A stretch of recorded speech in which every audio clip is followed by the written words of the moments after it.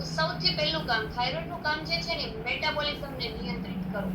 Means કે આપણે જે કોઈ પણ રૂપાંતરિત કરવાને સબ્જી ખાધું, દાલ રાઈસ ખાધા તો કે ડાયરેક્ટલી દાલ રાઈસ બ્લડ સાથે ઇન્ક્લુડિંગ ન થાય અને એના તત્વો એબ્સોર્બ થતા હોય એના જે છેલ્લો જે લાસ્ટ મોલેક્યુલ હોય ને એની અંદર એ શું થાય તો કે એની અંદર એનું વિભાજન થઈ જાય એનર્જીમાં કન્વર્ટ કરાવે.